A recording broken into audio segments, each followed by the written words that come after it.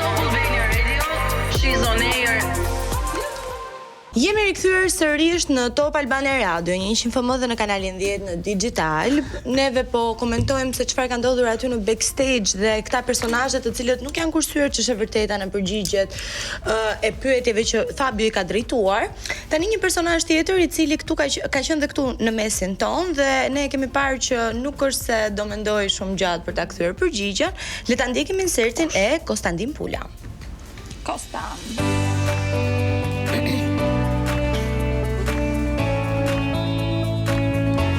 Jam këtu me legjendën e Top Arenës dhe procesit sportiv me Kostan. Mos bëj shumë komplimenta.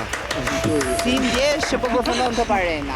Me thënë drejtën, Top Arena si vjet ka qenë shumë bukur, edhe normal është një ndjenjë tani fillojmë verën, na kap nostalgjia, edhe janë momente që po do rikthehemi në shtator patjetër. Kush nga Top Arena do të mungoj më shumë ti? Francesca, Manushi, Mateo apo Berkin? Manushin përjashtoj e tjerë do më pëlqen.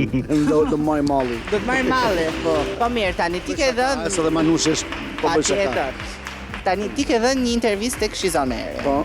Dhe i komentuar goxha nga fancat e çiftit Mateo Brikena. Të kanë sulmuar shumë. Si e ndjer mas atyre komentave? Nuk jam ndier i sulmuar, janë njerëz që nuk njohin.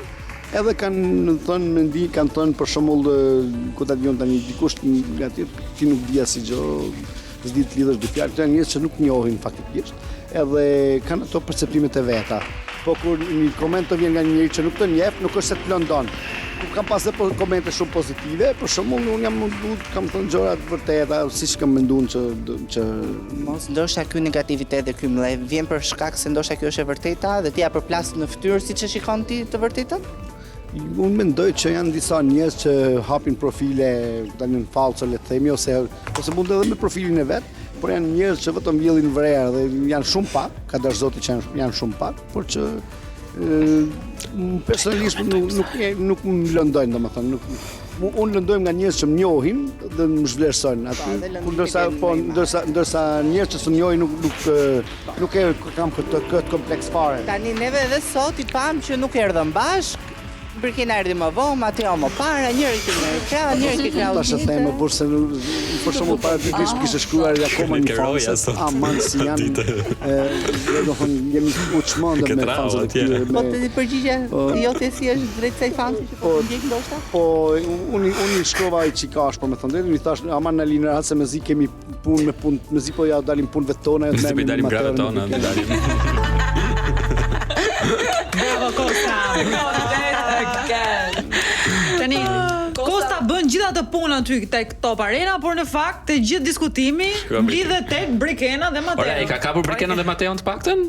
Se ja i ka kapur në intervistë po them. Ta thash që ka surpriza, pse? Pra po shkën direkt aty se dishën se Mara kanë qenë bashkë, ata që kështu si puzzle. Tani ne po marrim një mendimet e të tjerëve, shohim çka kanë thënë ata. Më pëlqen serial Netflix. Do bëjmë pastaj atë videon si mbi etova serialin Mateo dhe Brikena Shizoneri. Tani mbeti pas putuar edhe Kosta nga gjithë komentet negative në rrjet. Atë do thonë. Ja, dalësh në Instagram, dalësh në televizor dhe të mos Shikon, unë them mos dalësh në Shizoneri dhe mos komentohesh një herë. Ti je atë. Edhe kur bashkohen të dyja pastaj që është Shizoneri edhe të diskutosh mbi Berkenën dhe Mateon, pastaj që bëhet që më ftuat në këtë program. Do di shumë për nder. Do di shumë për nder. Përsëri mirë se erdhe. S'di si thua shpërblej. Çfarë bësh, kanë fansa shumë të zjarrt këta të dy. Domethënë mos ket njëri që të ketë një opinion ndryshe, si në rastin tim për shembull, do të nga mënyrat më të shëmtuara. Se çfarë mendon ti? Jo, kurioze unë jam ta di çfarë mendon ti në fakt lidhur me këtë fanbase kaq të fuqishëm sa kanë krijuar Brikena dhe Mateo. Si e shikon ti këtë? Unë fakt e pyeta çfarë mendon për çiftin, jo për fanbase-in, po çfarë mendojnë për fanbase-in. Kjo s'është fenomen që është vetëm shqiptar, ndoshta shqiptar është më i theksuar për shkak të gjërave që ndodhin në Shqipëri dhe është e çuditshme se si vëmendja shkon zakonisht drejt këtyre fenomeneve dhe jo ndaj gjërave që realisht kanë më shumë rëndësi. Kanë më shumë rëndësi në jetën e tyre. Pra, po a nuk është e frikshme në fakt që njerëzit lidhen kaq shumë? Turma është e frikshme gjithmonë.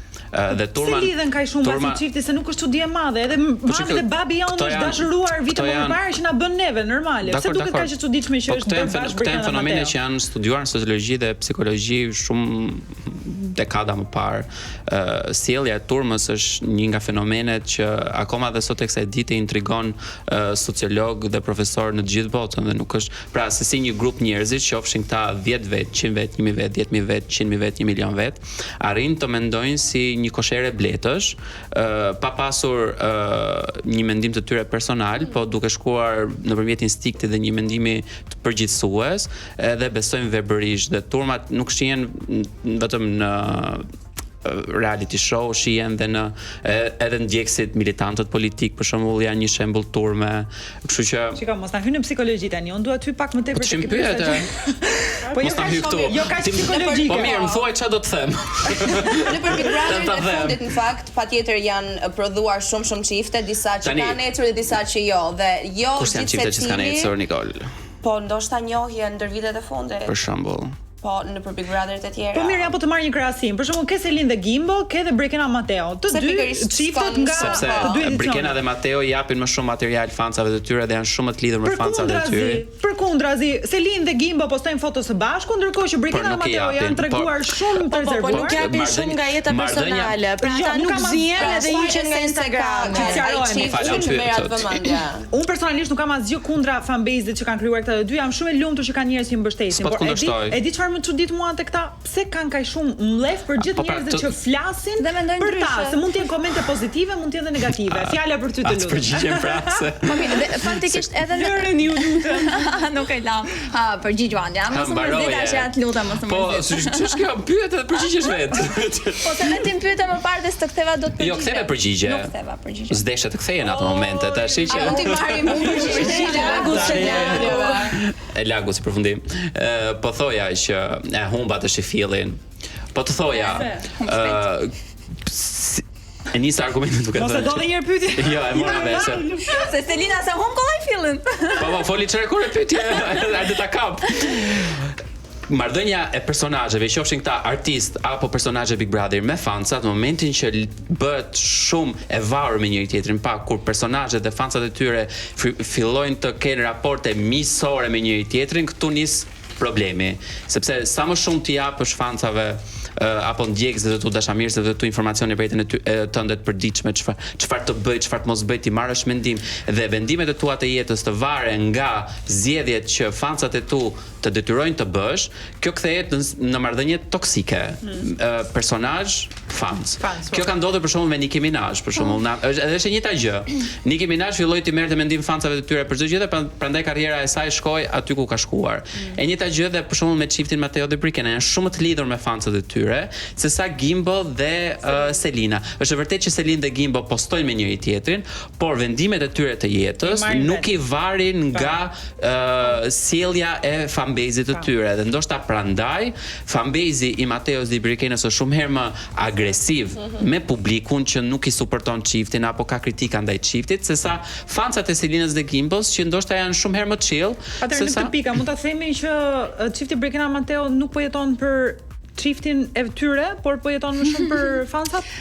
Jo, e di që doja të bëja një gjë tjetër unë. Do doja të gjithë fansat që neve na ndjekin dhe na zgjidhin në shajnë dhe na respektojnë nga të gjitha anët, unë do doja të dija përse çfarë dini ju më shumë se ne? Ja, ti po bën tjetër gjë që bën Mateo dhe Brekena me fansat e tyre. Jo, unë do doja ta dija çfarë dinë ata më shumë se ne, sepse neve ndoshta në mendimin ton pse është kaq i vështirë për të pranuar. Jo, në fakt do bëni binjake si aneze.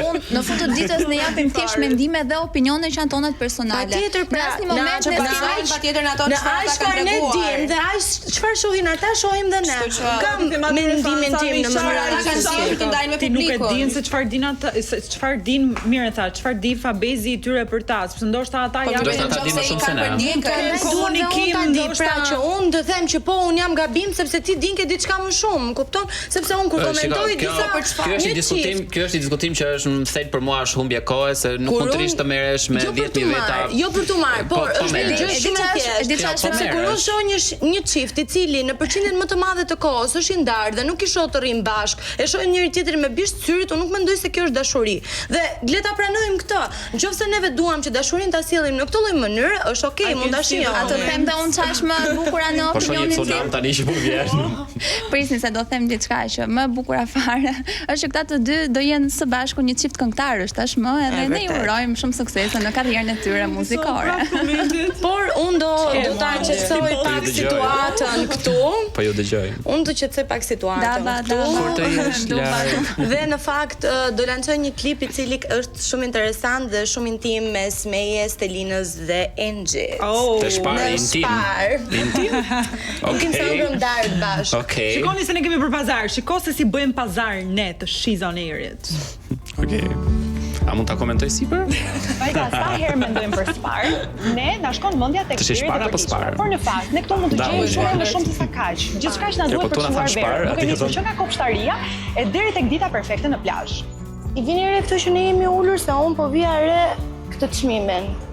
Janë të katërta vetëm për 8590 lekë. Po, është e vërtet. Unë them futemi të eksploroj më shumë.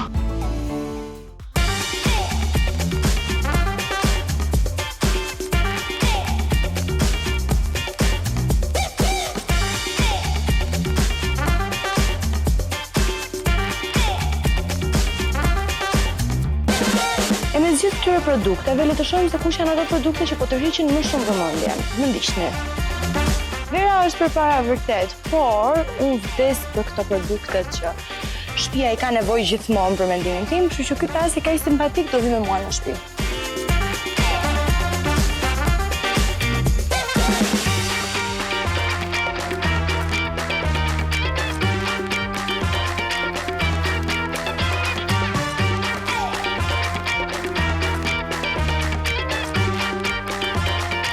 Po Engji, hajde pak.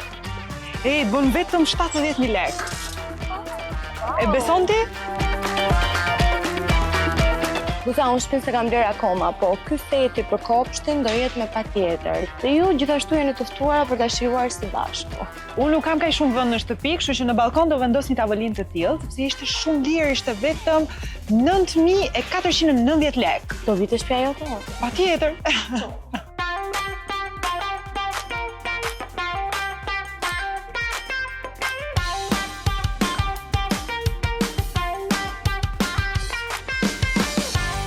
Nëse ende nuk e keni vizituar këndin e dekorit të Spar, kjo është koha e dur.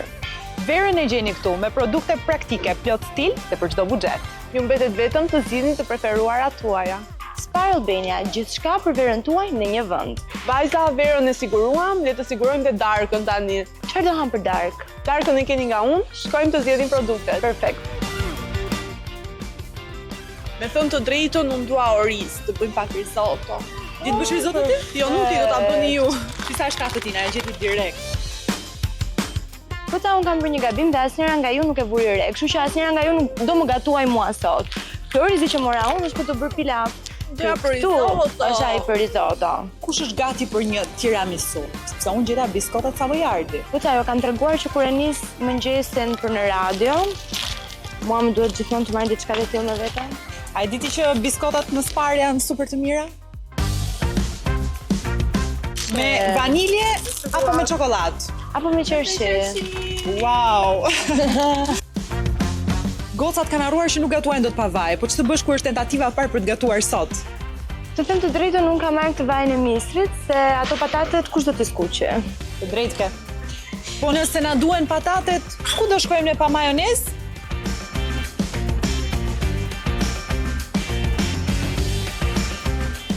O Stelina, unë nuk di këtë zgjedh. Unë për vete dua këto, me lujë shtrydhe dhe limon. Unë i dua pak nga të dyja. Meri mu i të dyja, çfarë problemi ka? Biles, meri 3, sa mos mërzitet dhe Engji. Dhe meri një Edhe një për pesë Engji. me pistakjo. Wow, ç'a bëhet? Shqyr do t'ju goca që na mbushet shtëpinë. Në fakt nuk erdhëm ne, erdhi Interspar tek ti, në shtëpinë tënde.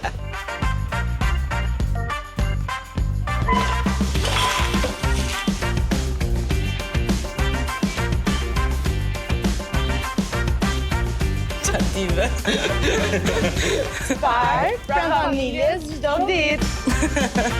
I have so many questions. Faleminderit Spar.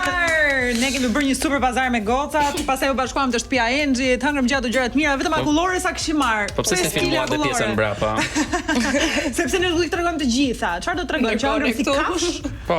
Këto do të tregojmë. Kemi parë Big Brother, ama ty herë, kështu që ne kemi për të lërë lajtor. Po, unë vazhdoj të ha me të njëjtat ritme, mos u shqetëso. Okej. Të kohë fundit kam pas më shumë aktivitet për ta tretur. Oh? Unë mendoj se ka ardhur. Mi prit më